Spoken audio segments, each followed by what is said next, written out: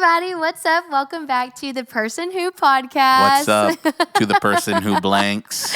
I have It's a nice very to see special you. guest today, the one and only, the blueprint, Timothy David Horton, Ooh. in the house with us today. She used my legal name. name. Please Fool. do not hack me. The one and only, he's here with us. We're going to have a fun conversation. Are you excited or are you nervous? Yeah, I'm excited as a word. I got catfished. Yeah. She said, "Hey, do you want to come on and talk about this like super interesting biblical concept?" And then literally last night, she's like, "JK, do you want to talk about your trauma instead?" Is this like though. what girls go through online? It's good. Everyone is going to benefit from this. You have so many good stories and so much good wisdom. But before we even get into it, I have to give a little backstory about how I met Tim. Me and Tim have been working together we worked together for what, 4 years? Like five? Yeah, 4 or 5 knows? years? The first time we ever met, we got put together to be on a stage slot, and we were dressed up as a cheerleader and a football player. Yeah, but she was in a really cute cheerleader costume, and I was in like a junior high boys, three times too small costume. I'm not built like a Build-A-Bear like she is. It was awesome, dude. It was so fun. Yeah, it was for Brady to look cute and me to be humiliated. It was amazing. It was the best thing in the world. But then then we worked together in kids ministry, he helps me in youth ministry all the time. Yeah. And also in volunteers and events and admin stuff. We were like the dynamic duo. Yeah, I'll brag on your host. Brady is the upgrade to anything that I've ever done in ministry. I mean, she is the culmination. She is pound for pound the best pastor that I've ever met in my life. That's and very so nice. you can take that all the way to the That's bank. very nice. I'm going to record it and clip it, so when he's mean to me, I'm going to replay this back because he's usually... I'm usually the most encouraging. You are the most encouraging, but also... I got 2 words. Yellow jacket. He was sent to humble me in this life, is what it was. You were sent to humble me because God knew I was going to be this was too much. He's like, you need to chill out. No, what God knew was that Sloan was coming, and I needed a yes. Crash course, intro course She's into... the best. But some people that watch don't know who you are or who your family is. So introduce to your family. Beautiful wife. She's her the name best. is Bethany. If you look at a picture of her and me, you'll be like, ridiculous. She is stunning. She's the best. Absolutely stunning. We And love the you, kids Beth. all take after her. We have a really precocious 11-year-old named Judy, Who is 11 going on 47. He's already a part of the He not only legends. thinks he's like part of the youth, he thinks he's part of like the legends, which is He like our does. senior citizen He group does. at church. He's grown. He does taxes. We have Finn, who's 7. I don't see him very often. He's usually behind an iPad screen or playing Fortnite these days. He's like y'all's heartthrob. Like, he's going to get all the ladies. He's cool and he doesn't even know He's it, so cool. which is really, really frustrating for me He's because, very again, cool. my wife, like, I had to learn how to be charming and have jokes and do magic tricks and juggle. And he's just going to, like, they're going to be, oh, Finn. And he's not even going to know what to do with him. He's perfect. And then Sloan, and she's out in 2 to 5 years on good behavior. Like, is. She's eligible for parole. So She's the best. She's the princess. She's the princess of the family. yeah, she's something. You know, girls are made of sugar and spice, I hear, and she is made with like 100% serrano peppers. So If you've ever met Sloan, you know she is the best, but she's so funny.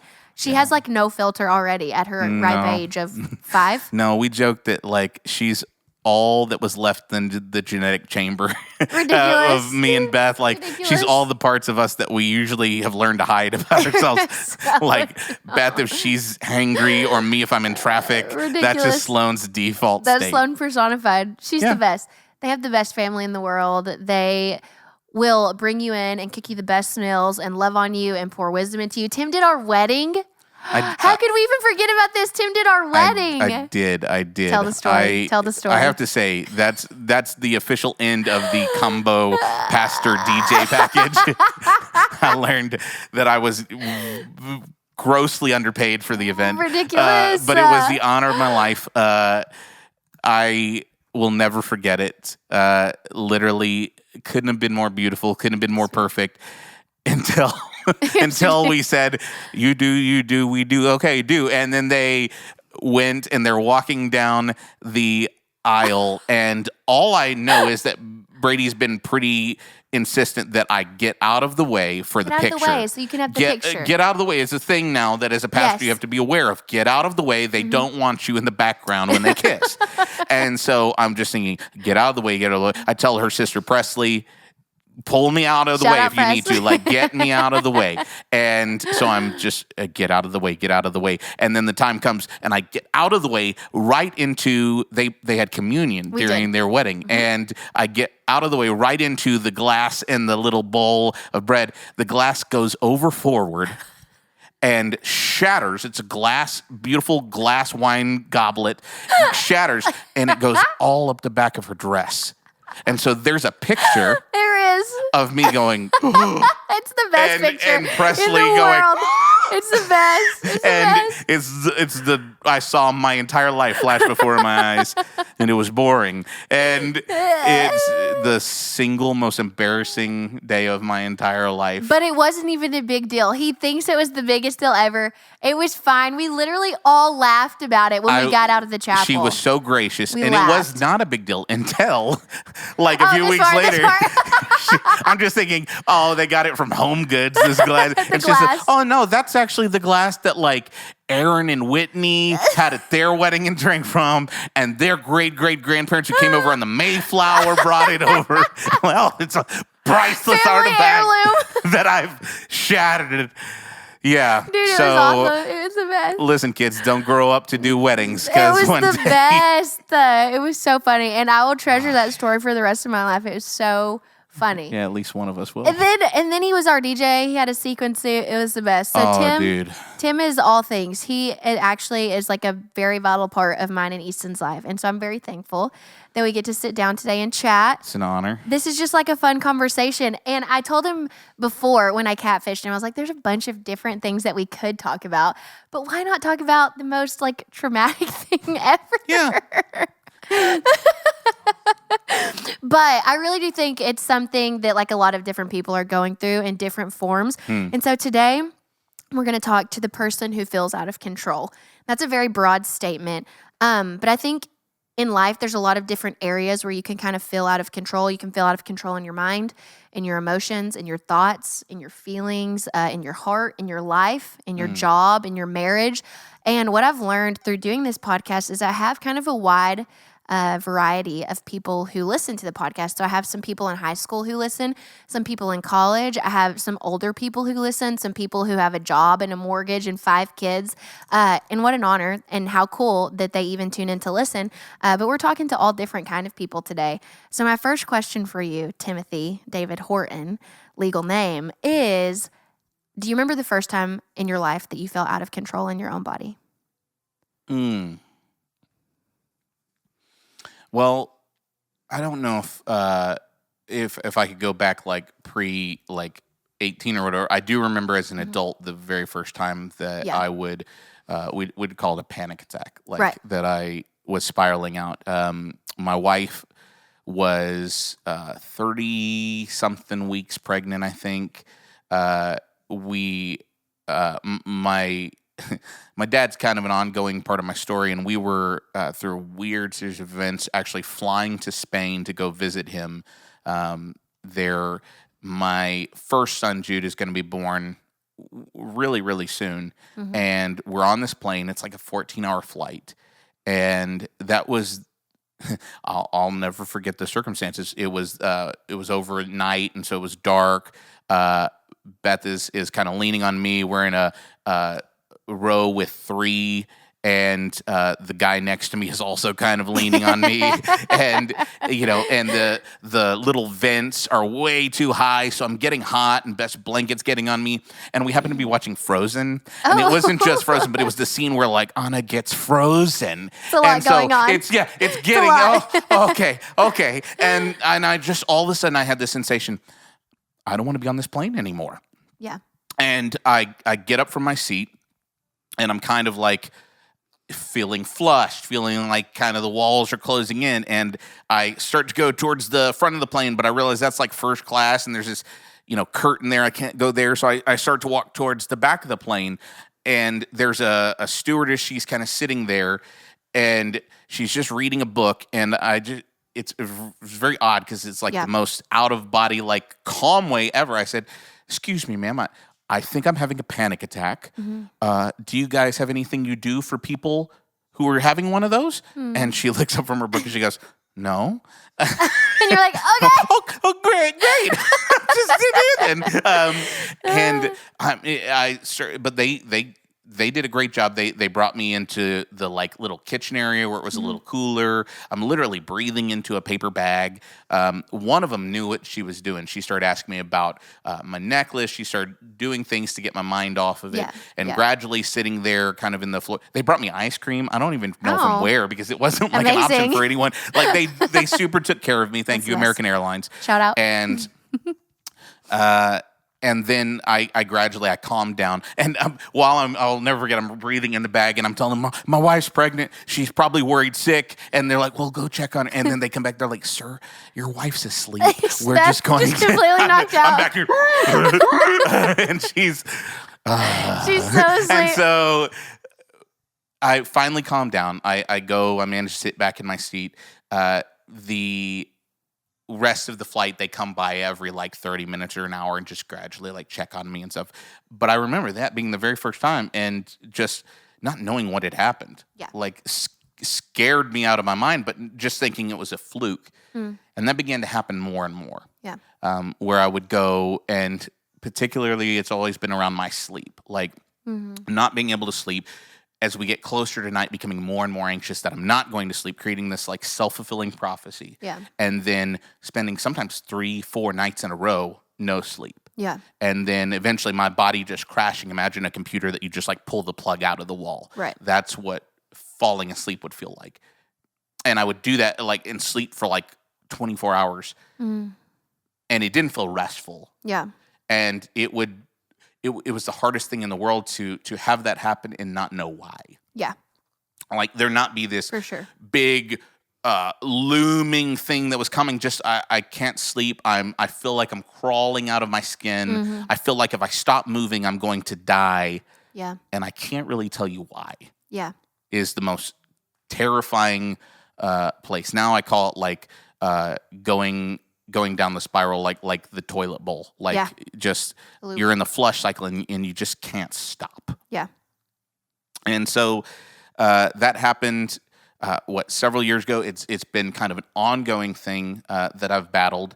And I've made a lot of progress, like through the grace of God, through going to the doctors, through understanding things, even like good sleep hygiene and stuff like that. I've made a lot of progress where I don't end up in days where I'm unable to sleep anymore. I might have a couple of bad hours or so where I'm up, but I'm able to turn the page and think about something else and not sit and fixate on it as much. Yeah. But yeah, it's a thing that every single day that I have to like nail back in that coffin. Yeah. Because there's not many days where you don't feel that like clammy feeling creeping back up your neck. Yeah. And start feeling the like, oh no. Yeah. And then it's this being on the edge of a diving board. Am I going to fall off? Like, am I going to get to the point where I'm no longer in control? Yeah. Where I've lost all ability to think rationally. Yeah. And in those moments, like when you're talking about the toilet bowl spin, is there anything that you have learned how to do, or like the Lord has showed you, like, Tim, this is what we need to do in these moments? How would you get yourself out of that loop, out of that spinning cycle? Because in the moment, a part of my story is like fear and anxiety, overcoming that. In the moment, it doesn't always feel like the Bible verse is going to pull me out of that loop. Right. Like when I struggle with sleeping or fear and I wake up in the middle of the night at 3 a.m., the Bible verse, he doesn't give me a spirit of fear, but of power, love, and a sound mind. Like in that moment, that just doesn't feel, I guess is the word, like it's doing anything. And I almost get angry because I'm like, God, I'm speaking your truth over my life, but nothing around me is changing. I'm still freaked out. I'm still anxious. I'm out of control. I don't really know where to grasp or what to do. Yeah. I've been exactly there, and in that moment, it feels like you have like fortune cookie faith. Yeah. Like these nice sounding things that are these verses that you're supposed to have written on your heart. Yeah. And in the moment, like I'm just staring at the words, but it's not getting in here. The Bible's super clear about, hey, sometimes you need to bring others into agreement with that. Yeah. Sometimes when you're trying to stop the spin, just you repeating those words is not enough. I had to get to the point where I'd go wake up Beth. Yeah.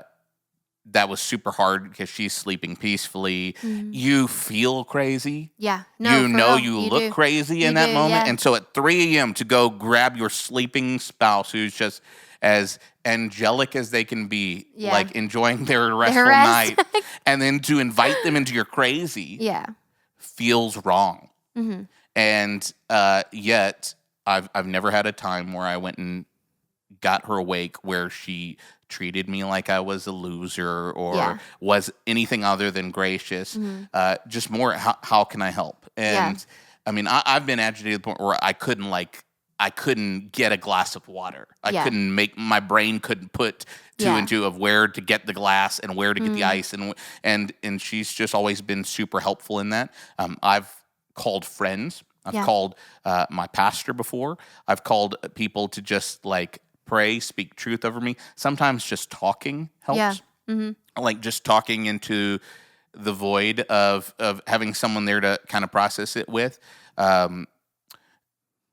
It's important in those moments when you can finally like settle and sit for just a second, even if you're still agitated. But like when you have a moment, I found it most helpful to do things that take your mind off of it. So for me, it's and this is not just in the moment, but this is like the time that leads up to it. I had to stop watching scary movies and things like that. For me, not so much. I've never liked horror movies or things, but like high action movies where like the music and everything is designed to make your pace kind of quicken and stuff. You become over fixated on your heartbeat. I used to have a really nice Apple Watch. I had to stop wearing it because I fixated on my heart rate. And so I just had to stop wearing it and just trust God with my calories because I didn't need to have this like thing to remind me all the time about my heart and when it was pumping and stuff. When I'm the best thing I do is read because that's just better at night when you're trying to go to sleep. But like if I have to listen to something, I put on like my man Fred Rogers. He's always been my hero, or Bob Ross or something that's super soothing and calming that I'm not interested in watching, but like that I'm just listening to. And eventually, you can get to the place where you at least regulate. Right. One of the biggest things that's been the most helpful is going to actual counseling and learning some of these terms. Because like the problem would be that you have these episodes and you're not really sure why. Yeah. Mm-hmm. And if you're out of regulation with your emotions, if you grew up not always feeling safe expressing your emotions, if your emotions put you at risk, I mean, this is the phrase, hopefully, I heard it all the time, but like, I'm going to give you something to cry about. Yeah. And like young Tim learned that like, okay, it wasn't always safe to express emotions. And so I learned to lock those in like the trunk of a car and not express them. And then I would have a series of, I wouldn't know what to tell you, but like I'd have 3 or 4 or 5 things that were pretty traumatic or pretty terrible. I think about this one time that I was driving to work at the church and it was slick roads and I was in probably the closest wreck I've ever come to like losing my life. This is actually like crazy. Went across like 3 or 4 lanes, like across the highway, ended up in the median, and your father-in-law, Easton's dad, Aaron, he happened to be behind me, and he pulls his car over, and he yells from across the service roads and across 2 or 3 lanes of highway, "Tim, are you okay?" And I'm like, "I'm fine. How are you?" And you're just in like peak adrenaline in that moment. But 3 or 4 days later, I'm at a movie theater, and I'm panicking, and I'm not sure why. And I call my friend Kyle, who says, "Well, yeah, I kind of know why, man. You've had a really crazy week. You nearly died in a car wreck. You had 2 or 3 other things that were really hard happen this week." And I'm like, "You're right."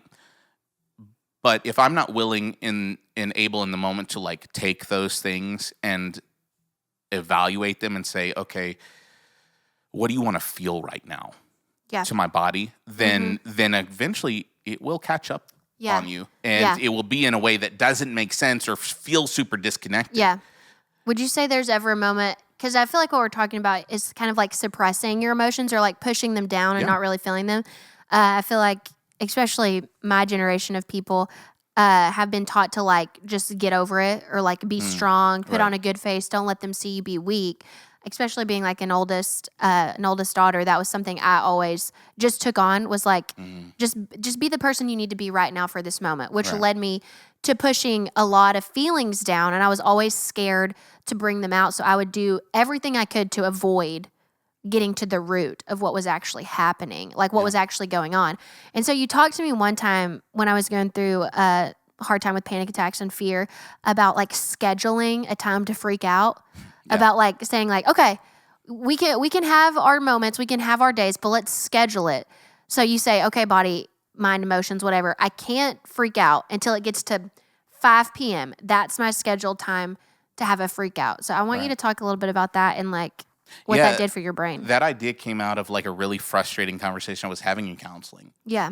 And my counselor was talking about this idea of like not addressing emotions as they came up, and I got super frustrated. I'm like, well, what do you want me to do, Kaylee? Schedule a panic attack? Yeah. And she's like, that's a really interesting idea. Yeah. What would it look like for you to say like, okay, at this time, at this season or whatever, okay, buddy, I'm setting down some time. What do you want to talk to me about? Yeah. Because our emotions, I mean, even fear and anxiety, all the time in the church are labeled as lack of faith. Yeah.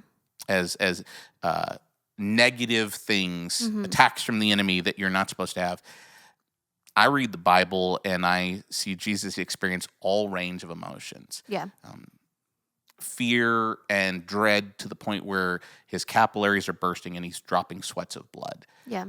And I don't see any person from his small group saying, you're not supposed to feel that way right now. You're not supposed to feel that way.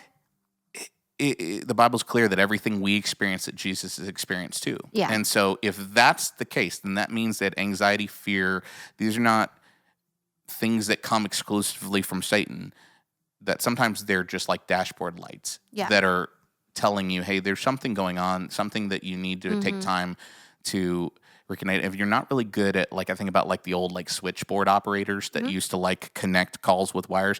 If your emotions don't always line up correctly with how they should have been expressed because of the way that you grew up or the burdens that you did, you have to spend time learning how to reconnect those wires. Yeah.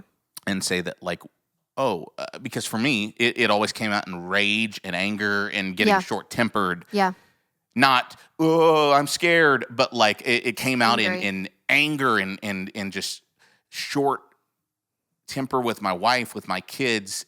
Yeah. Because I didn't know how to express it correctly. And so, there have been times where I literally, like, in the shower is kind of a place where, like, the dread of the day has kind of become a recurring theme for me. Yeah. And instead of becoming bothered by that, I just literally, okay, body, God, whoever's there, like, what do you want to talk about right now? What am I not aware of? What am I not thinking of? What's going on? What have I not taken adequate time to unpack?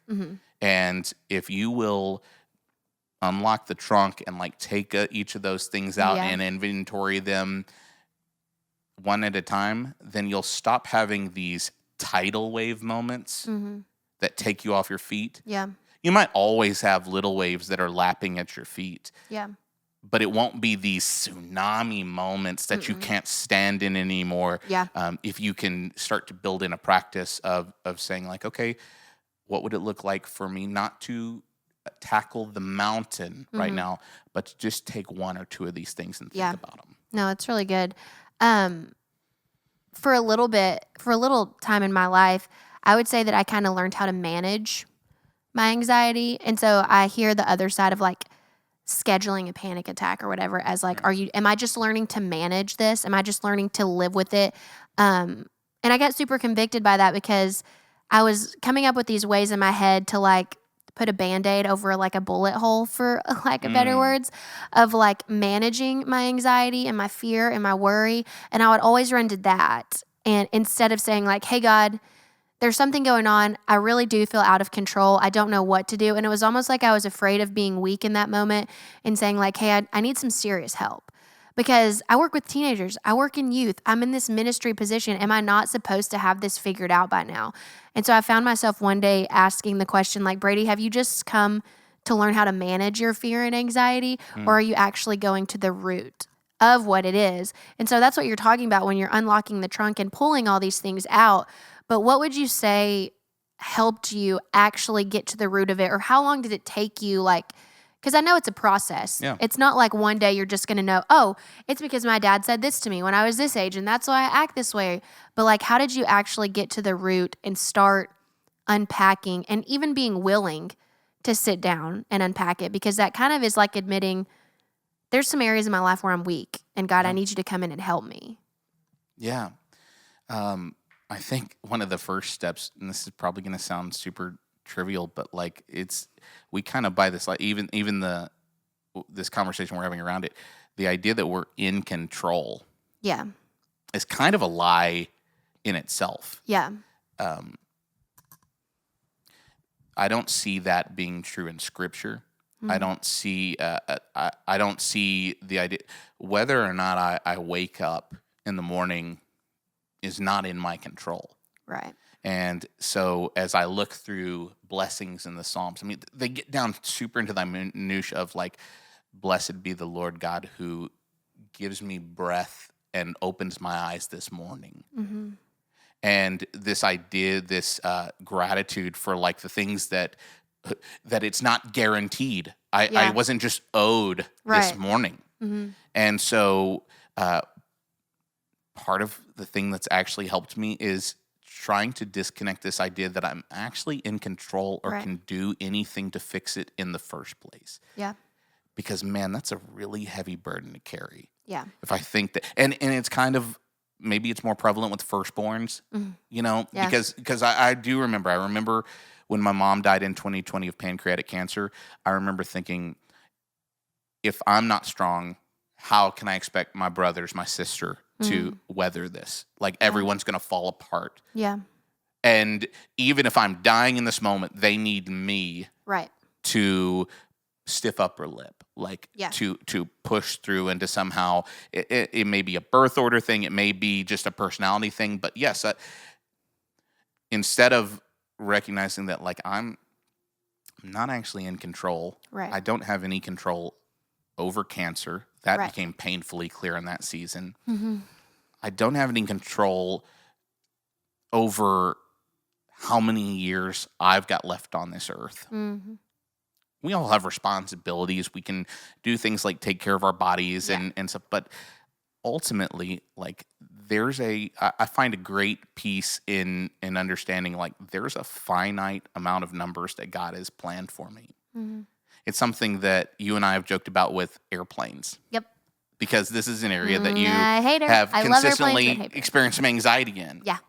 And I remember you being nervous about going to your hometown for a conference and thinking like, well, what if the plane crashes and God takes me? Yeah. And me questioning you with, hey, Brady, do you think that God has put you here on this earth to go preach an event at your church in Arkansas and then like Enoch be with no more?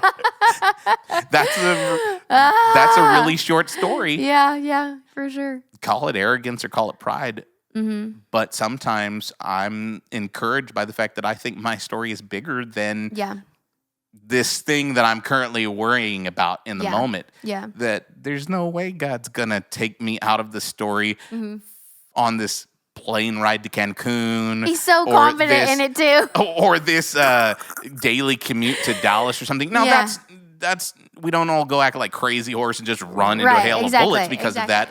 Have responsibility. But yeah, when we take ourselves out of the driver's seat, and realize that like, hey God, all of my days are numbered and ordained by you. Yeah. And he says, who by worrying can add one more day, one more minute, one more second to their lives.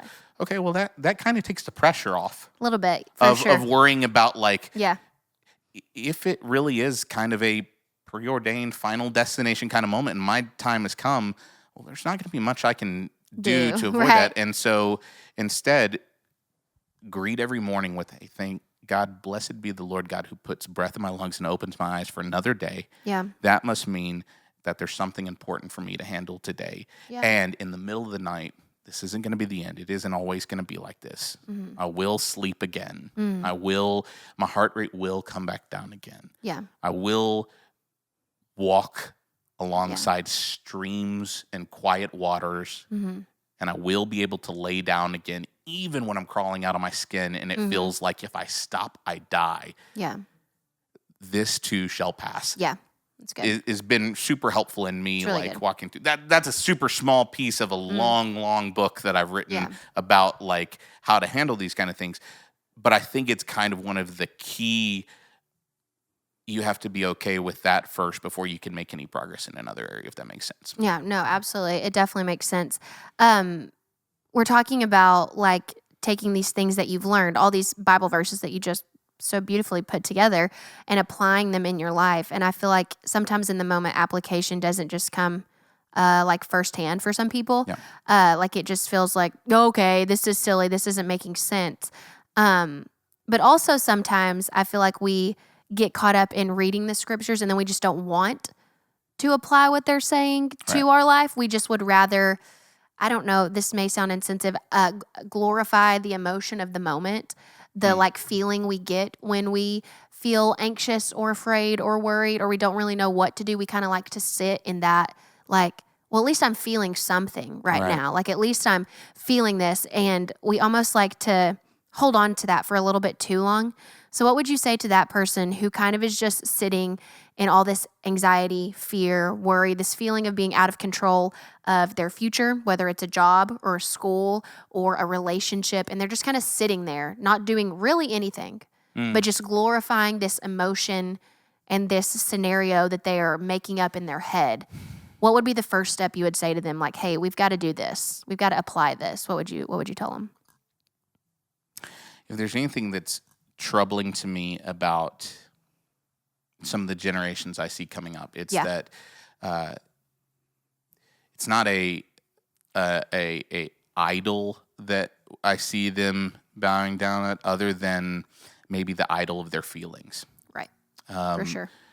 I hear this all the time. I just don't feel God like I felt him. I see this pattern of chasing these mountaintop moments, and if I go to a youth group and I super felt him in a moment, but he's no longer there, well, then he must not be here at this group anymore, and so I've got to go.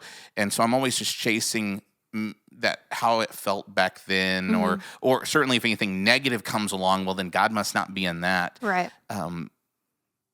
We don't worship God based on how we feel. We worship him based on what we know to be true. Right, right. And so I think of John the Baptist, actually. You talk about a guy that like got different. Jesus, and I mean, literally, like we read the first couple of stories about him, and it's talking about how he recognized Jesus in the womb. Like that Elizabeth's baby bounces. And so like from a very early age, he's very clear about who Jesus is and what he's here for. And then yet there's this really weird passage in Matthew 11. Matthew 11, where it says, when John was in prison and heard what the Messiah was doing, he sent word by his disciples and said to him, "Are you the one who is to come, or are we to wait for another?" John, who literally, like in 3 other stories we've just read, has pointed to him and said, "Hey, there he is. There's the Messiah." In fact, in like John 1, it says that he points and says, "There he is. There's the Messiah." And 2 of his disciples left, and one of those disciples was Andrew. Who goes with him.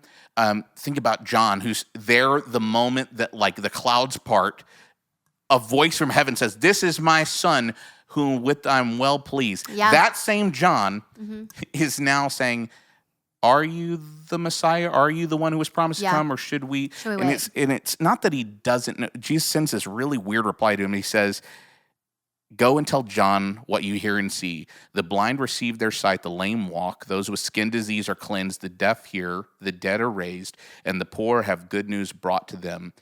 And blessed is anyone who takes no offense at me. Another translation says it like, blessed is the one who doesn't fall away on account of me. Which is a really weird thing to say. Yeah.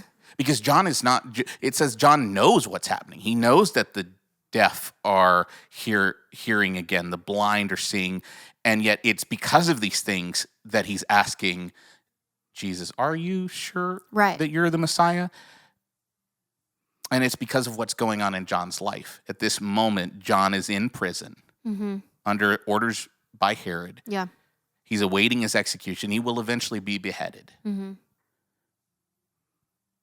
And Jesus is in a subtle way saying, tell John that, yes, the deaf hear, the blind see, the dead are raised again. And yes, John, I'm going to leave you there. Yeah. In that prison cell. And there's not going to be a big rescue for you. Right. There's not going to be a miraculous moment. Yeah. There's not going to be a jailbreak. You're going to die for the sake of my name. Yeah. And blessed is the one who doesn't fall away on account of me. Yeah, that's insane. And it's really easy for us to like read the ones about the dead came back and the mouths of the lions were shut and all of these moments. But then really hard because my mom died even when I prayed for her. And where is God in all that? Right. Yeah. Talk about out of control. And it's not fair. Yeah, that's insane. It's really hard to wrap our minds around, and yet I'm not in control. Like there's nothing I can do, and most of the time it's because we're seeing it from the wrong perspective. Exactly. For so long, I said, God, why did you take my mom away from me? Instead of seeing it from the perspective of, hey, God, also in that same moment, you fulfilled a promise to my mom that you made all the way back at the cross. Exactly. That she would walk again in glory in a new body and in no pain. Yeah. And it's possible for two things to be true at the same time. Yeah, yeah. It's good. For that to not be fair and for it to be the greatest gift. Yeah, it's true. And learning how to carry those two truths in tension is, I think, the hardest part about this. Our minds are looking for a way to make it all make sense. And when we can't, it's really easy for our faith to feel shaky in that moment. Right. And for it to, if that didn't, then what else is not true? Yeah. What else is not going to, like, is it written in my books too now that pancreatic cancer is just this thing that's hiding in a blood report for me? Yeah. And there's just a great deal of peace and assurance in the fact that God has written a story that I can't, that I'm not smart enough to make happen, and I'm not stupid enough to screw up. Exactly. And that my days being ordained and orchestrated by Him mean that I can walk with all confidence that, like, He's going to open doors that need to be open, close doors that you talk about. Like, I hear this all the time with who they're going to marry. Yeah. There's this idea that, like, what if there's another one out there? Yeah. And I chose the wrong one. And I screwed up my story. And if I approach that perspective with my wife, then I would always be wondering about, you know, what about some other girl or what? The reality is that Bethany became the one the minute I asked her to be the one. Right. And that you talk about Marvel or whatever, that all other multiverses were shut down in that moment. Yeah. And there was just one. And I like to believe that God orchestrated that moment. Right. And that there wasn't another option, that was the way it was always meant to happen. Right. And so then we no longer have that fear of freezing. Yeah. Where we just get stuck sitting in those emotions and not doing anything about them because we're too scared to make the wrong decision. Right. That was a really long answer. No, it's a good answer. I think a lot of times we're waiting, along the lines of like, yeah, your future, your health, your story. What is my purpose?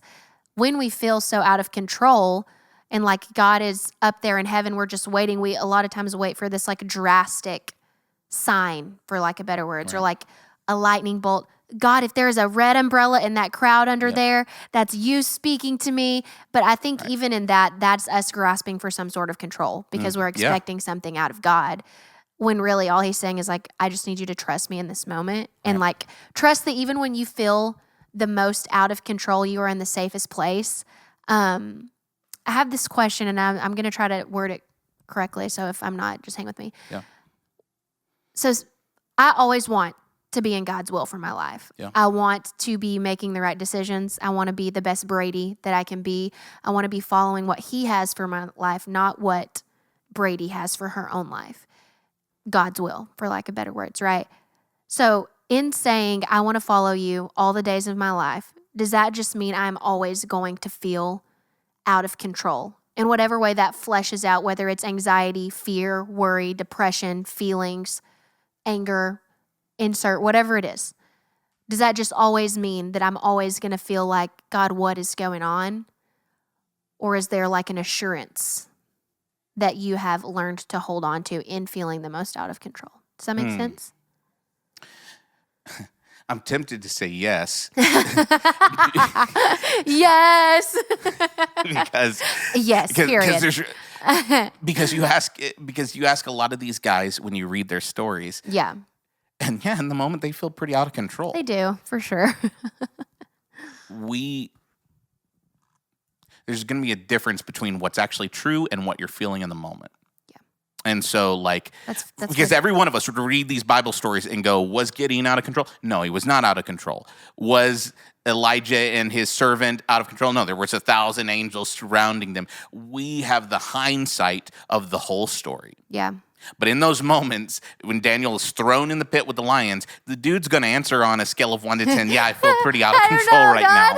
Yeah, I'm not sure that this is... Yeah, no, it's good. It's really good. And those are the good stories with good endings. Yeah. Hebrews 11 is full of like half of them that did have good endings and half of them that didn't. Right, yeah. And God was still in control for the ones that didn't get their dead back. Yeah. God was still in control for the stories that didn't end like we would have written them. Yeah. And so, yes, are there going to be plenty of moments here and in between where you feel out of control? Yeah. Yes. But if you're willing to let go of the pen and say, hey, by the grace of God goes I. Yeah. Here we go. One more day. Yeah. One more day where my eyes have opened. There's breath in my lungs. Yeah. Okay, let's do this. Mm-hmm. Then no, I don't think that we're actually as out of control as maybe we feel. Yeah. And that's maybe just a difference in perspective the end of the day. Yeah. Of how you choose to look at the same problem. Yeah. It's good. Glass is half empty, glass is half full. Right. Hey, someone drank out of that glass. Like, yeah, literally. It just depends on how you look at it. That's so funny. I've never thought of it that way. Okay, I have one more question for you, so we can end on kind of somewhat of a high note, right? Okay. What gives you hope when you're in the middle of your fear, anxiety, worry, in the middle of your out of controlness? What gives you hope in those moments? Because we talked about a lot of times it feels like a toilet bowl spiral. And like, this is just going to be what it is. But in that moment, is there any sort of hope that you grasp onto that keeps you going? Yeah. I've already talked about them, but I have a family that I couldn't have dreamed up for myself. Yeah. And Tim, if left with the pen in his hand, could not have talked his way, finessed his way, charmed his way into a life half as good as this one. Yeah. And so there's the negative side as we talk about feeling out of control of, okay, I've just got to let someone else drive the car. And I can choose to look at it from that perspective or look with delight and starry-eyed wonder at the destination when I get there and go, wow, I can't believe we're actually at Disney World. Like, literally, I never would have in a million years gotten yeah. here. Mm-hmm. It's the way you choose to enjoy the ride. Right. I mean, you can enjoy that same plane ride with apprehension. That's true. And with nail-biting worry about what's going to happen. Yeah. Or you can live with expectation about the destination that but when we get there, can you imagine? I love that. And I now beautiful. In these days, I think about that a lot more as I think about heaven. Yeah. And eternity, and like we have a great deal of anxiety about when the ride will stop, when the lights will go out. When's it done? Mm-hmm. And I think that just is a pretty small, low view of like heaven. Yeah. What Disney World is going to look like. Right. And this idea that, man, so am I going to wake up with agitation about every little step and every little bump along the ride? Right. Or am I just going to settle in and say, you know what? This is it. We get there when we get there. We get there, we ride. Yeah. I mean, and it's really good. It's really good. It may be a trite way to look at things, but I find it a whole lot more enjoyable to appreciate the journey as we go along it. No, that's really good. That's really beautiful. So to the person who feels out of control, dare I say, maybe it's time to shift your perspective a little bit. Just like Tim and I have been talking about, it's really easy to focus on the wrong things when you're in the middle of your problem, when you're in the middle of your anxiety, your fear, your worry, your anger, your whatever it is, insert whatever it is for you. It's really easy to get focused on the hard and the bad and the negative and the it's always, it's never.